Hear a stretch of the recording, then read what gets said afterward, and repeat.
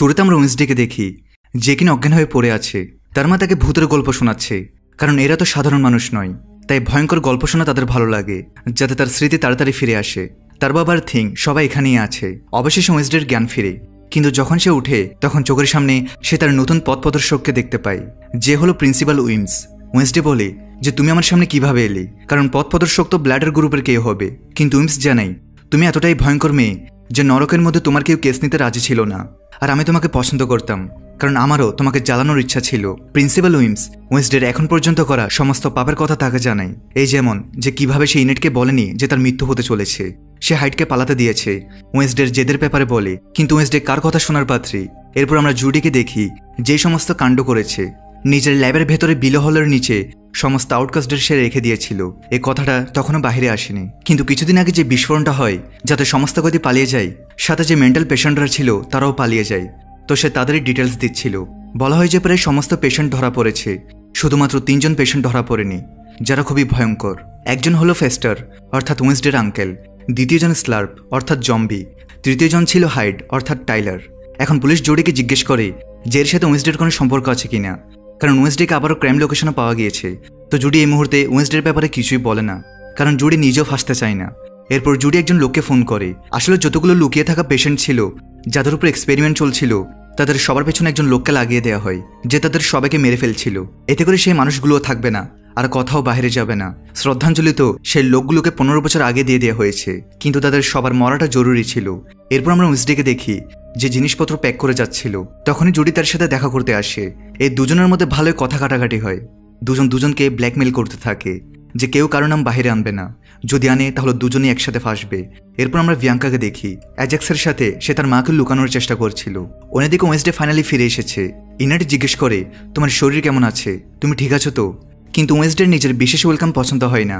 সে শুধু কথাবার্তা বলতে শুরু করে, আর সে জানতো যে ইনেটের মৃত্যু হতে চলেছে। তো সে ইনেটকে বলে যে জিনিসপত্র তোলো আর এখান থেকে বের হও। ইনেট বলে যে তুমি প্রত্যেকবার এত চিৎকার কেন করো, যেখানে ওয়েন্সডে জানায় যে টাইলার বেঁচে আছে, সে ফিরে এসেছে আর এখানে কোথাও ঘুরে বেড়াচ্ছে, সে তোমার উপর অ্যাটাক করবে। ইনেট বলে যে তুমি কিভাবে জানো যে সে আমার উপর অ্যাটাক করবে কিনা, আমি আগে ওর মুখোমুখি হয়েছিলাম। কিন্তু ওয়েন্সডে বলে তুমি ওর হাতে মরতে মরতে বেঁচেছিলে। কিন্তু ইনেট যে নিজে একজন অরুলফ, সে ওয়েন্সডেকে শোনাতে থাকে যে তুমি একাই আছো আর একা কোনো মানুষ জিততে পারবে না। উইমস এই কথাগুলোতে বেশ মজা নিচ্ছিল যে যাক, ওয়েন্সডেকে চুপ করানোর মতো কেউ তো আছে। এখন এখানে আজকের দিনটা ছিল ডে অফ ডেথ। রাতের বেলা এখানে একটা ইভেন্ট হওয়ার ছিল, সবাইকে কিছু না কিছু জিনিস দিচ্ছিল। উইমস ক্রমাগত ওয়েন্সডের পেছনেই ছিল। ওয়েন্সডে চায় না যে উইমস তার পেছনে পেছনে ঘুরুক, কিন্তু উইমস বলে সে স্কুলের জন্য অনেক কিছু করেছে, এমনকি নিজের প্রাণ পর্যন্ত দিয়েছে, কিন্তু বিনিময়ে সে কিছুই পাচ্ছে না, এমনকি তাকে কেউ মনেও করছে না। কিন্তু তখন এখানে নতুন প্রিন্সিপালকে দেখা যায়। উইমস এর আগে এই লোকটাকে কখনো দেখেনি, যাকে দেখতে বেশ অদ্ভুত লাগছিল। স্কুল নিয়ে সে একদমই সিরিয়াস ছিল না, আর প্রিন্সিপাল আজকের ইভেন্টের ব্যাপারে সব বাচ্চাদের জানায়। ওয়েন্সডে এরপর তার কাছে যায়। প্রিন্সিপাল বলে যে টাইলার এমনিতে শহর ছেড়ে চলে গেছে আর ওর অনেকগুলো গুলি লেগেছে, তো সে এই ইভেন্টের মধ্যে আসবে না। আমাদের যে প্রফেসর ইসাডোরা অর্থাৎ মিউজিক টিচার, সে ওদের সাথে ভালোভাবে লড়তে জানে। ওয়েন্সডে কথাটা জানতো না যে তাদের মিউজিক টিচার ইসাডোরার সাথে হাইডের কোনো সম্পর্ক আছে। অন্যদিকে পাক বেশি উদাসীন ছিল, কারণ তার জম্বি হারিয়ে গিয়েছে। তখনই তার বাবা আসে আর তাকে বোঝায় যে পোষা সবসময় ভালো হয় না। তাদের যে আঙ্কেল ফেস্টার ছিল, সে একটা জানোয়ার পুষেছিল, তাকে অনেক রক্তও খাওয়াতো, কিন্তু তবু সে কখনো তার নিজের হতে পারেনি। পাক বলে জোর নিশ্চয় খিদে পেয়েছিল। এখন নিজের ছেলেকে এতটা দুঃখী দেখে গমেজ বলে যে কোনো ব্যাপার না, চলো তোমার পোশাকে অর্থাৎ স্লার্পকে আমরা খুঁজতে যাই। এরপর আমরা জঙ্গলের ভেতর সেই শিকারীকেই দেখি যে কিনা সমস্ত আউটকাস্টের মৃত মানুষগুলোকে মারতে যাচ্ছিল, যারা এসএলএম থেকে পালিয়েছে। আমরা এখানে টাইলারকে দেখি যে একটা নোংরা পচা নালার মধ্যে বসেছিল, আর তার বাবার ছবি সে দেখতে পাচ্ছিল। ক্যালভিন এসে তাকে বলে যে দেখেছিস নিজের কি অবস্থা করেছিস, তোর মা যদি তোকে এই অবস্থায় দেখতো তাহলে বেচারে কোনোদিনও বেঁচে থাকতে পারতো না। তবে এই বাবা ছেলের মধ্যে একদমই বনে না। এখন টাইলার রেগে গিয়ে চিৎকার করতে থাকে আর নিজের বাবাকে এখান থেকে চলে যেতে বলে। তখনই শিকারী ভেতরে চলে আসে আর সে জলের মধ্যে ভাসতে থাকা কাউকে দেখতে পায়, কিন্তু এটা শুধু একটা ডামি ছিল, কারণ পেছনে টাইলার ছিল হাইড বেশে। তার খুব রাগ উঠেছিল, আর এই চক্করে সে শিকারীটাকে সেখানে প্রাণে মেরে ফেলে। কিছুক্ষণ পর এখানে স্লার্পও এসে যায়। অন্যদিকে আমরা ওয়েন্সডেকে দেখি যে শুধু ইসাডোরার ডেস্কে পৌঁছে যায় আর সেখানে দাঁড়িয়ে সমস্ত জিনিস পরে নেয়। ইসাডোরা আসার ধমকায় যে তুমি আমার জিনিসপত্র কিভাবে পড়তে পারো। ওয়েন্সডে তাকে তার বয়ফ্রেন্ডের ব্যাপারে জিজ্ঞেস করে। ইসাডোরা জানায় যে তার একজন বয়ফ্রেন্ড ছিল, সেও হাইড ছিল, কিন্তু তার মাস্টার মারা গিয়েছে। তার মাস্টারও তাকে ভালোবাসত। ইসাডোরও একটা মনস্টার অর্থাৎ একটা হাইডকে ভালোবেসেছিল। ইসাডোরার বয়ফ্রেন্ড নিজের মাস্টারকে প্রাণে মেরে দিয়েছিল, যার পর সে ঠিকমতো বাঁচতে পারছিল না, কারণ একটা হাইডার মাস্টারের খুব প্রয়োজন হয়। সবে মাস্টার হতেও পারে না, এই কষ্টের মধ্যেই বেচারা সে মারা যায়। কিন্তু এর পরিবর্তে যে ফিমেল হাইড হয় তারা খুব বেশি শক্তিশালী হয়, এমনকি নিজের উপর কন্ট্রোল রাখতে পারে। এখন এখানে ওয়েন্সডে বলে যে কেউ কি নিজের মাস্টার বদলাতে পারে? ইসাডোরা বলে যে এত বড় বোকামি আজ পর্যন্ত কেউ করেনি, হাইডারের সাথে গিয়ে ঝামেলা আর কে করবে? ওয়েন্সডের মাথায় তখনই কোন এক বুদ্ধি চলে আসে। এবার সে তার বই পড়া শুরু করে দেয়। আমরা স্লার্পকে দেখি যে পানিতে ডুবে থাকা সেই শিকারীকে খাচ্ছিল। তখনই সে একটা ছবি পাই, এটা সেই মেয়েটির ছিল যে কিনা ভিলো হল থেকে পালিয়েছিল আর তাকে কেউ খুঁজেও পাচ্ছিল না। তার নাম ছিল লুইসা। ওয়েন্সডে এখানে বসে থ্রনহিলের বই পড়ছিল যে সে কিভাবে হাইডের উপর কন্ট্রোল করতে পারে। উইমস তাকে মানা করে যে এত বড় বোকামি করার দরকার নেই। ওয়েন্সডে থ্রনহিলের বই পড়ছে, তার মানে হলো যে ব্যাপারটা টাইলারের সাথে জড়িত, তো ভালো হবে যে সে টাইলার থেকে দূরে থাকে। কিন্তু ওয়েন্সডে তার মায়ের কথা কোথায় শোনে, এমনকি তাকে উল্টো জবাব শুনিয়ে এখান থেকে চলে যায়। এরপর আমরা ইনেটকে দেখি, তাকে তার বয়ফ্রেন্ড ব্রুনো বোঝায় যদি তোমাকে বলা হচ্ছে তুমি টাইলার থেকে দূরে থাকো আর কোথাও লুকিয়ে থাকো, তাহলে তোমার সেটাই করা উচিত, তুমি একা ওর সাথে লড়তে পারবে না। তখন ইনেটের মাথায় আইডিয়া আসে যে এটা তো একদম ঠিক কথা যে আমি একা ওর সাথে লড়তে পারবো না, কেননা আমার বন্ধুরা আমাকে সাহায্য করবে না। সে থিংয়ের মাধ্যমে সমস্ত নাইট শেডের লোকদের চিঠি পাঠিয়ে দেয় একটা মিটিংয়ের জন্য। ছোট্ট একটা ব্রেক দিয়ে আবার মূল ভিডিওতে ফিরে যাচ্ছি। বর্তমানে বিশ্বের অন্যতম জনপ্রিয় বিশ্বস্ত অনলাইন বুকমেকার প্ল্যাটফর্মের সাথে তোমাদের পরিচয় করে দিতে চাই, যার অফিসিয়াল পার্টনার হচ্ছে সিরিয়া এবং পিএসজি। এই অ্যাপে তুমি সমস্ত লাইভ ম্যাচের ফলাফল এবং লাইভ ম্যাচ দেখতে পারবে, এমনকি তুমি স্কোর অনুমান করতে পারবে। এই অ্যাপে রয়েছে ক্র্যাশ গেম থেকে শুরু করে online salt, live match streaming এবং রিয়েল টাইম গেমিং, যেখানে তুমি আইফোন, ল্যাপটপ এমনকি বিএমডাব্লিউর মতো পুরস্কার জিততে পারো। কিন্তু সবার সেরা পছন্দ অবশ্যই চিকেন রোড। এই গেমটি খেলে সবাই দারুণ এনজয় করে, তাই যদি তুমি এখন এটি ট্রাই করে না থাকো তাহলে মিস করছো। আর সবচেয়ে ভালো বিষয় হচ্ছে নতুন ইউজাররা আমার প্রোমো কোড ব্যবহার করে সাইন আপ করলে 26,000 টাকা পর্যন্ত বোনাস এবং ফ্রি স্পিন পেতে পারে। আর যেটা টাকা তুমি চাইলে বিকাশ, রকেট, নগদ ব্যাংক এবং অন্যান্য সহজ পদ্ধতির মাধ্যমে খুব সহজেই তুলে নিতে পারো। তাহলে আর দেরি কিসের? রেজিস্ট্রেশনের জন্য পিন কমেন্টে থাকা লিঙ্কে ক্লিক করো অথবা গুগলে গিয়ে অনুসন্ধান করো, আর রেজিস্ট্রেশনের সময় প্রোমো কোড ব্যবহার করে বোনাস পাও। এটি শুধুমাত্র একটি বিজ্ঞাপন। এই ধরনের অ্যাপে আর্থিক ক্ষতির সম্ভাবনা আছে, তাই এই ধরনের অ্যাপ থেকে দূরে থেকো। এখানে আমরা পাগার তার বাবাকে দেখি, যারা জঙ্গলে খুঁজছিল, কিন্তু স্লার্পকে তারা কোথাও খুঁজে পাচ্ছিল না। তখন এখানে শহরের অনেক লোক একটা ইভেন্টের দিকে যাচ্ছিল, তো এখানে এক ধরনের মেলা বসেছিল। এরা দুজনও মেলার দিকে চলে যায়। দেখা যায় স্লার্পও তাদের পেছন পেছনেই চলে গেছে। আমরা সেই লেডিকে দেখি, অর্থাৎ লুইসাকে, যে এই সময় একটা ঘরের মধ্যে এসে গেছে। অন্যদিকে মেলাটা বেশ জমজমাট হয়ে উঠেছিল, লোকেরা বেশ ভালোভাবে এনজয় করছিল। পাগার গমেজও এখানে পৌঁছে গিয়েছে।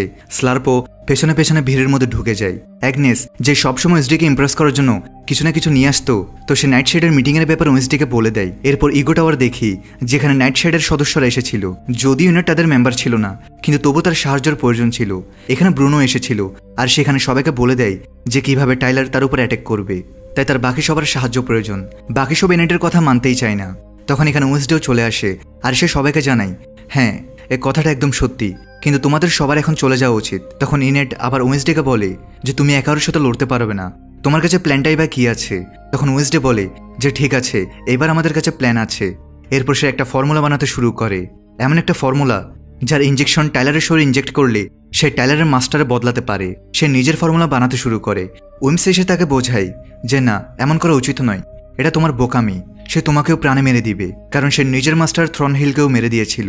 কিন্তু ওয়েন্সডে জানতো যে সে কিভাবে হাইডকে কন্ট্রোল করতে পারবে এবং নতুন মাস্টার হতে পারবে। মেলার মধ্যে স্লার্প একটা লোককে খুব খারাপভাবে প্রাণে মেরে দেয়, আর তার ব্রেন খাওয়া শুরু করে দিয়েছিল। ছোটাছুটি শুরু হয়ে যায়, লোকের এদিক ওদিক দৌড়াতে শুরু করে।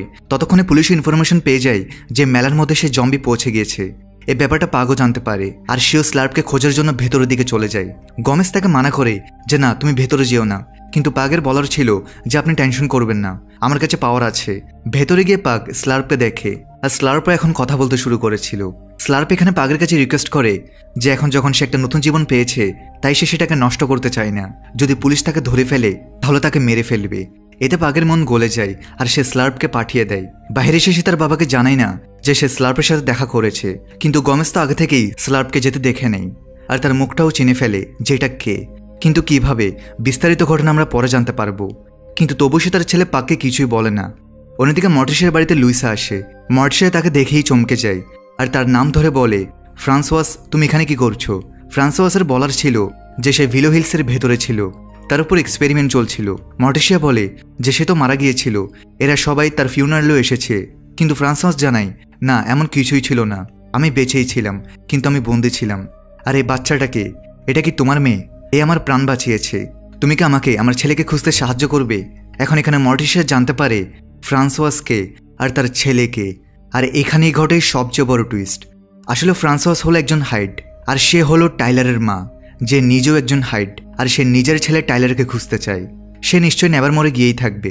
এখানে আমরা নেভারমোরের সিন দেখি, যেখানে সব বাচ্চারা বাইরে এসে নিজেদের পূর্বপুরুষদের স্মরণ করছিল। টাইলারও পৌঁছে গিয়েছে, কারণ তাকে ওয়েনসডে আর ইনেটকে দুজনকেই মারতে হবে। থিঙ্ক একদম নিজের পজিশন নিয়ে নিয়েছিল যে যেই টাইলার আসবে তাকে ডিস্ট্রাক্ট করা হবে। টাইলার এত ভিড়ের মধ্যে থিংকে দেখে নেয়, আর তারপর থিংয়ের ইশারায় সে ওয়েনসডেকে খুঁজতে বেরিয়ে পড়ে। ইনেট তার সামনে আসে আর তাকে উস্কানোর চেষ্টা করে। তো টাইলার বলে যে তুমি একা হতে পারো না, বলো ওয়েনসডে কোথায় আছে। এবার সেখানে সমস্ত নাইট শেডের ছেলেমেয়েরা পৌঁছে যায়, সব আউটকাস্টরা চলে আসে আর টাইলারকে ঘিরে ধরে, কারণ ওয়েনসডে যে ফর্মুলার ইঞ্জেকশনটা বানিয়েছিল সেটার জন্য তার হাইড হওয়া খুব জরুরি। এখন টাইলার হাইড হয় এবং সে ওয়েনসডেকে তুলে ছুঁড়ে ফেলে দেয়। কিন্তু তখনই ওয়েনসডে তাকে শান্ত করার চেষ্টা করে আর বলে যে আমি তোমাকে কখনো ভালোবাসিনি, একটা সময় ছিল আমি তোমাকে ভালোবাসতাম। সে শুধু টাইলারকে নিজের কথায় জড়াচ্ছিল, কিন্তু তখনই আরও একটা বড় হাইড আসে যে টাইলারকে ছুঁড়ে ফেলে দেয়, আর ওটা ওয়েনসডেকে মারতে যাচ্ছিল। কিন্তু তখন এখানে মর্টিসিয়ার এন্ট্রি হয়। সে জোরে চিৎকার করে, ফ্রান্সওয়াস তুমি আমাকে কথা দিয়েছিলে। এর মানে ছিল যে ফ্রান্সওয়াস আর মর্টিসিয়ার মধ্যে একটা ডিল হয়েছিল যে ওয়েনসডেকে সে কিছুই করবে না। এখান থেকে ফ্রান্সওয়াস তার ছেলে টাইলারকে নিয়ে চলে গিয়েছে। ওয়েনসডেও চিৎকার করে যে আপনি আমার পুরো প্ল্যানটা কেন খারাপ করলেন? আমি এর পেছনে এত মেহনত করেছিলাম, সবকিছু আমার প্ল্যান অনুযায়ী চলছিল, আর আপনি ওকে ফ্রান্সওয়াস বললেন। সে কে ছিল? মর্টিসিয়া জানায় যে সে টাইলারের মা। ওয়েনসডে বলে আপনাদের মধ্যে ডিলটা কি হয়েছিল? মর্টিসিয়া বলে দেয় যে ফ্রান্সওয়াস টাইলারকে আয়ত্ত করে নেবে আর পুরো শহর ছেড়ে চলে যাবে। ওয়েনসডে বলে যে আপনার মাথা খারাপ হয়ে গেছে, আপনি ওর উপর ভরসা কিভাবে করলেন? মর্টিসিয়া বলে যে আমি একজন মায়ের উপর ভরসা করেছি, ও নিজের ছেলেকে নিয়ে নিশ্চয়ই চলে যাবে। এখন ওয়েনসডের মনে হয় যে ফাইনালি সবকিছু শেষ হয়ে গেছে। ওদিকে জুডি যেখান থেকে পালাচ্ছিল নিজের জিনিসপত্র প্যাক করে, কিন্তু তখনই তার সাথে দেখা করতে স্লার্পও আসে আর বলে যে তুমি আমাকে ভুলে গেছো, অর্থাৎ তার সাথে এখন কিছু হবে।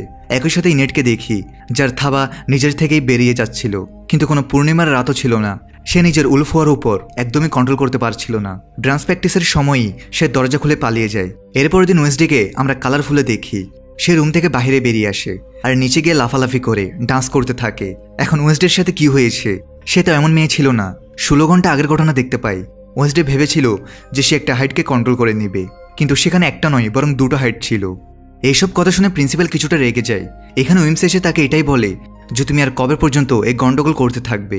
ওয়েনসডের মনে হতে শুরু করে দুটো হাইট যখন বাইরে ঘুরে বেড়াচ্ছে তখন তাকে সবকিছু ঠিক করতেই হবে। তাই সে ফাইনালি উইমসকে জিজ্ঞেস করেই ফেলে আমি আমার দুষ্টু দৃষ্টি কখন ফিরে পাবো? উইমসের কথা হলো যে অনেকদিন পর তুমি একটা ভালো প্রশ্ন করেছো। এখানে উইমস ওয়েনসডেকে বোঝাতে শুরু করে যে এই শক্তিগুলো তোমার ফ্যামিলির বন্ড থেকে এসেছে, আজ থেকে নয়, বরং অ্যাডামস ফ্যামিলির যখন থেকে পুরনো সময় ছিল তখন থেকেই ফ্যামিলিতে কোনো একজনকে এর দুষ্টু দৃষ্টি দেওয়া হয়েছে। কিন্তু যখন থেকে তুমি তোমার মায়ের সাথে সম্পর্ক বিচ্ছিন্ন করেছো, তার শাস্তি হিসেবে তোমার কাছ থেকে দৃষ্টি কেড়ে নেওয়া হয়েছে। যে মুহূর্তে তুমি তোমার সম্পর্কগুলো ঠিক করে নিবে সবকিছু ঠিক হয়ে যাবে।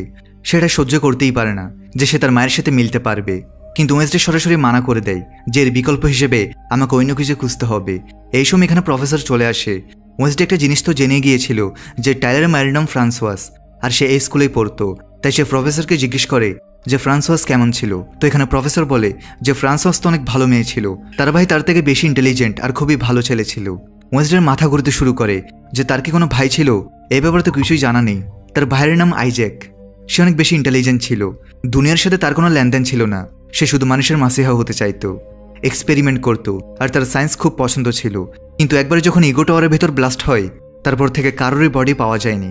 আইজ্যাকের অ্যাক্সিডেন্ট ওই বিল্ডিংয়ের ভেতরেই হয়েছিল। তো ওয়েনসডে জিজ্ঞেস করে যে এরপর কি হয়েছিল। তো প্রফেসর জানান যে কেউ বলে আইজ্যাক পালিয়ে গিয়েছে, আর কেউ বলে যে সে কপাল বৃক্ষের নিচে চাপা পড়ে আছে। এখন এখানে ওয়েনসডে সবকিছু কানেক্ট করতে শুরু করে যে কপাল বৃক্ষের নিচে আসলে কে ছিল। সে তো ছিল জম্বি, যেটা তার ভাই পাগের পোষা। সে শুধু তার ভাইয়ের কাছে জিজ্ঞেস করে আর তার পোষা স্লার্পের ব্যাপারে জিজ্ঞেস করে। তো পাগ বলে যে না, আমি এ ব্যাপারে কিছুই জানি না, আর সে এই শহরে নেই, সেখান থেকে চলে গেছে। ওয়েনসডে বলে কথাটা তুমি কিভাবে জানো? আর প্রথম কথা হলো তার নাম আইজ্যাক, সে এখানকার স্টুডেন্ট ছিল। পাগ যখন তার ব্যাপারে এত কিছু শোনে তখন তার ভালোই লাগে যে যাক, তার একটা আইডেন্টিটিও আছে। কিন্তু সে কোথায় পালিয়েছে? ফাইনালি সে বলে দেয় কাল সে তাকে কার্নিভালের মতো দেখেছিল, আর তারপর সেখান থেকে চলে গেছে। পাগ একটা ছবি পাই, সেই ছবিটাই সে ওয়েন্সডেকে দেয়। এই ছবিটা আর কারোর নয়, বরং টাইলার মা ফ্রান্সোয়াসের। এখন এখানে ওয়েন্সডে আবার কানেক্ট করে যে যদি স্লার্প এখান থেকে, অর্থাৎ আইজ্যাক এখান থেকে যদি কোথাও যায়, তাহলে সে তার বোনের কাছেই যাবে। এই ফ্যামিলি আবার রিইউনাইট হচ্ছে। ওদিকে টাইলার, যে অজ্ঞান ছিল, সে যখন উঠে তখন তার মা তার চোখের সামনেই ছিল। অনেক বছর পর তার এক অপরের সাথে দেখা করেছে, কিন্তু জানা যায় না কেন টাইলারকে বেঁধে রাখা হয়েছে।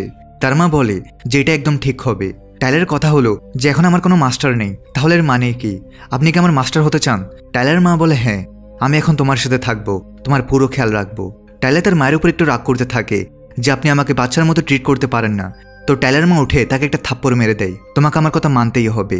অন্যদিকে ইসাডোরা ইনেটের সাথে কথা বলে আর কাল রাতের ব্যাপারে জিজ্ঞেস করে যে তুমি কি করেছিলে, তুমি পালিয়ে গিয়েছিলে তাই না?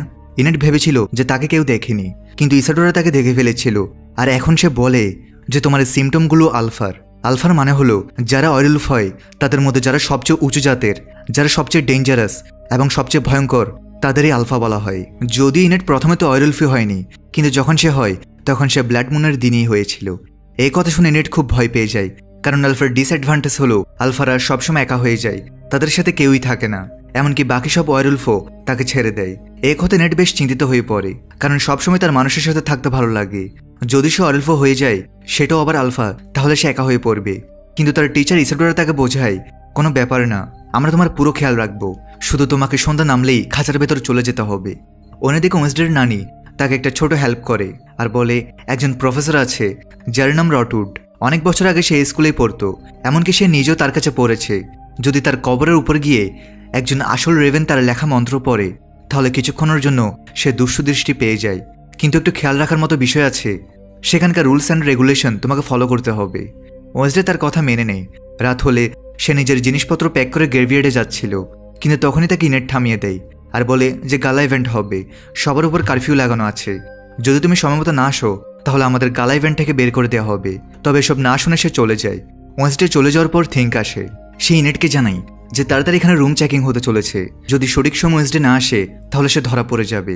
ইনেট তাড়াতাড়ি দৌড়ায় যে কিছু একটা করে সে তাকে জঙ্গল থেকে ফিরিয়ে আনবে। এখানে আমরা ওয়েন্সডেকে দেখি যে রটউডের কবরের বাইরে পৌঁছে গেছে। এটা একটা রেভেনের কবর ছিল, অর্থাৎ কালো কাকের কবর, আর তার উপর অনেক মন্ত্র লেখা আছে। আসল রেভেন যদি তাকে টাচ করে তাহলে সোজা সে রটউডের আত্মার কাছে পৌঁছে যাবে। ওয়েন্সডে তখন রটউডের কবরকে টাচ করে আর সোজা তার আত্মার কাছে চলে যায়। সে তার নিজের রুমে চলে গিয়েছিল, যেখানে রটউড সবসময় বড় বড় ভোজের আয়োজন করত। ওয়েন্সডেকে দেখে সে জিজ্ঞেস করে তুমি কে, কোথা থেকে এসেছো? ওয়েন্সডে নিজের ব্যাপারে বলে যে কিভাবে সে অ্যাডামস ফ্যামিলি থেকে বিলং করে আর তার নানি তাকে এখানে পাঠিয়েছে। এখন এখানে সময় নষ্ট না করে সে বলে দেয় যে তার কি চাই। ওয়েন্সডে নিজের দুষ্ট দৃষ্টি ফিরে চায়, যার বদলে সে সবকিছু করতে পারে। রটউড বলে এর আইনের উপর হাত রাখতে হবে, যদি তুমি আইনের উপর থেকে হাত সরিয়ে নাও তাহলে শাস্তির মধ্যে তুমি অনেক কিছু পেতে পারো। একবার নজর সরালে তার ফল তোমাকে ভোগ করতেই হবে, যার বদলে তুমি দুষ্ট দৃষ্টি আরামেই পেয়ে যাবে। ওয়েন্সডে কিছু না ভেবেই আইনের উপর হাত রেখে দেয়। বলা যেতে পারে যে পাওয়ারগুলো জেনারেট হচ্ছিলই, কিন্তু তখনই এখানে ইনেট পৌঁছে যায় আর ওয়েন্সডের হাত সরিয়ে নেয়, অর্থাৎ যে প্রসিডিউরটা চলছিল সেটা ভেঙে যায়। আর এর পরিণতি এখন এই দুজনকেই ভোগ করতে হবে। ওয়েন্সডে আর ইনেট যেই সকালে চোখ খোলে দুজনের বডি সুইচ হয়ে গিয়েছে, অর্থাৎ ইনেটের বডির মধ্যে ওয়েন্সডে চলে এসেছে আর ওয়েন্সডের বডির মধ্যে ইনেট চলে এসেছে। দুজনেই আলাদা আলাদা ধরনের জিনিস ফিল করছিল, কেউ গরম ফিল করছিল তো কেউ ঠান্ডা। তখনই ইনেট চিৎকার করতে থাকে যে প্লিজ তার বডি সুইচ করতে হবে, ঠিক করো, সব কিছু ঠিক করো। ওয়েন্সডে চিৎকার করে যে তোমার এখানে আসা উচিত হয়নি, তোমাকে কে বলেছে আমার পেছনে আসতে? ওয়েন্সডের এখন মাথা খারাপ হয়ে যায়, সে বুঝতে পারে না যে এখন কি করবে। যত তাড়াতাড়ি সম্ভব তাকে এই জিনিসগুলো ঠিক করতে হবে, কারণ না কারো কাছে তো জিজ্ঞেস করতেই হবে, কিন্তু যদি বাইরে যায় তাহলে যে কেউ তাদের চিনে ফেলবে। তো এখানে ওয়েন্সডে যাওয়ার আগে ইনেটকে বলে যে কোনো কিছু হয়ে যাক আমার প্যারেন্টসের সাথে দেখা করবে না, আর ইনেট বলে যে তুমি ব্রুনোর সাথে দেখা করবে না। কিন্তু বাইরে আসতেই তাদের চেহারাটাই বদলে যায়। ইনেট যে কিনা চিলফুল মেয়ে ছিল, কিন্তু তার মধ্যে তো ওয়েন্সডের সোল ছিল, তাই সে একদম সিরিয়াস। অন্যদিকে ওয়েন্সডের মধ্যে ইনেটের সোল, সে নাচতে নাচতে লাফাতে লাফাতে এদিক ওদিক সবার কাছে যাচ্ছিল। অ্যাগনেস আসে তার জন্য কফি নিতে, তো ওয়েন্সডে ভয় পেয়ে যায়। এখন এখানে অ্যাগনেসের মুখ থেকে বেরিয়ে যায় যে সে আইজ্যাকের ব্যাপারে খোঁজ নিয়েছে, কিন্তু আইজ্যাকের ব্যাপারে বিশেষ কিছু জানতে পারেনি। ইনেট তো কিছুই জানে না, সে বলে আইজ্যাক কে? তো অ্যাগনেস বলে যে জম্বি, পাগের পোষা জম্বিটা আর কি। এরপর সে ওয়েন্সডেকে কফি অফার করে, তো তার মধ্যে তো ইনেট আছে, সে ব্ল্যাক কফি পানই করে না, সে পান করে কালারফুল কফি। অ্যাগনেস বলে যে আপনি তো কালারফুল কফি পান করেন না, ইনেট বলে যে না না, ওটাতে শুধু আমি দুঃখী সেজে থাকি, আজ আমার এটাই পান করতে মন চাইছে। এখন ইনেটের বডিতে যে ওয়েন্সডে আছে সে তাকে ধাক্কা দিয়ে নিচে ফেলে দেয় আর বলে যে আমার আশেপাশেও ঘুরবে না। ব্রুনো বুঝতে পারে না যে ইনেটটিকে কি হয়েছে। ইনেট যখন কালারফুল কফি পান করে ফেলে তখন তার চেহারা ভয়ঙ্কর ধরনের অ্যালার্জি হয়ে যায়, কারণ তার কালার থেকে অ্যালার্জি। তখনই তার মা সামনে চলে আসে। এখন ওয়েন্সডের মোডের মধ্যে যে ইনেট ছিল সে অন্য ধরনের বিহেভ করতে থাকে, অর্থাৎ খুব ভালো। তার মা মর্টিসিয়ার বিশ্বাসী হয় না যে আমাদের মেয়ে এত ভালো বিহেভ কিভাবে করতে পারে। যদিও তার চিনে ফেলা উচিত ছিল যেটা তার মেয়ে নয়, কিন্তু তবু মর্টিসিয়া চিনতে পারে না, বরং তার মেয়ের মুখে অ্যালার্জি দেখে সেটা তাকে বাঁচার জন্য তাকে ক্রিম দেয়, যার মধ্যে পশুর নখ, ছাই আর না জানে আরও কী কী মিশ্রিত আছে। সেটা লাগাতেই ওয়েন্সডের স্কিন তো ঠিক হয়ে যায়, কিন্তু সে তাকে রাতে ডিনারের জন্য ইনভাইট করে দেয়। এখন ইনেট বলে আমার অনেক কাজ আছে। অন্যদিকে আমরা ওয়েন্সডেকে দেখি কোনো কবরের উপরে জিনিসপত্র পরার চেষ্টা করে।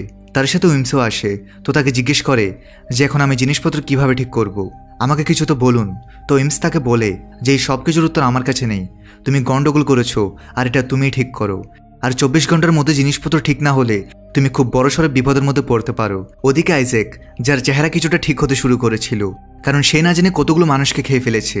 এখন সে টাইলারের বাড়ি যায়। সেখানে একটা প্যাট হাউস বানানো ছিল, সেটা সে নাড়ায় আর নিচে নামে। টাইলার আর তার মা এখানে লুকিয়ে আছে। আসলে এটা টাইলারের মা অনেক আগে থেকে বানিয়ে রেখেছিল, কারণ সে তো একটা হাইড আর তার যে কোনো সময় লুকানোর দরকার পড়তে পারে, তাই সে নিজের ছেলেকে এখানে রেখেছিল। তখন এখানে আইজ্যাক আসে আর দরজা খোলে। এরা দুজন ভয় পেয়ে যায়, তারপর তারা একে অপরকে জড়িয়ে ধরে। কিন্তু তখনই ফ্রান্সোয়াসের শরীর খারাপ হতে থাকে, তার মুখ থেকে ব্লাড ইত্যাদি বের হতে থাকে। তার অসুস্থতার কথা এখন পর্যন্ত কেউ জানতো না, কিন্তু এখন সবাই জানতে পেরেছে। এখন আইজ্যাকের একটাই স্বপ্ন ছিল যে তাকে তার বোনকে ঠিক করতে হবে। সে একটা হাইড আছে আর তার শরীর থেকে হাইডটাকে বের করতে হবে। কিন্তু ওই জিনিস রিলেটেড যে মেশিনগুলো আছে সেগুলো ভিলো হসপিটালের ভেতরে আছে, কিন্তু ভেতরে যাওয়ার চাবি তো শুধু জোডির কাছেই আছে। তবে আইজ্যাক তো তাকে আগেই মেরে ফেলেছে, অর্থাৎ এখন সহজেই তারা ভিলো হসপিটালে যেতে পারে। অন্যদিকে নেডের শরীরে থাকা ওয়েন্সডে রটউডের একটা ছবি দেখে ফেলে। ইসাডোরা জানায় যে সে অনেক বছর আগে এখানে পড়তো, আর যেখানে অ্যাডামস ফ্যামিলি থাকতো সেটা তার ঘর ছিল। এখন ইনেডের বডিতে থাকা ওয়েন্সডে বুঝতে পেরেছে যদি নিজের মায়ের ঘরের ভেতরে যায় তাহলে সে নিশ্চয়ই রটউডের ব্যাপারে কিছু না কিছু জানতেই পারবে। এই কারণে সে নিজের মায়ের বাড়ি যায় এবং চুরি করে নিজের মায়ের ঘরের গোপন দরজাটাও খুঁজে বের করে, যেটা রটউডের একটা মিটিং হল ছিল। আর তখন এখানে রটউড তার সামনে চলে আসে আর বলে যে তুমি জিনিসপত্র খুব বেশি গন্ডগোল করে ফেলেছো, 24 ঘন্টার সময় আছে, জিনিসপত্র ঠিক করো, নয়তো তোমার ফ্রেন্ড সারা জীবনের জন্য মারা যাবে। আর এখানেই শেষ হয় এপিসোড 7। তো পরের এপিসোডগুলো নিয়ে দেখা হচ্ছে পার্ট 3 ভিডিওতে। সবাই ভালো থাকো, সুস্থ থাকো।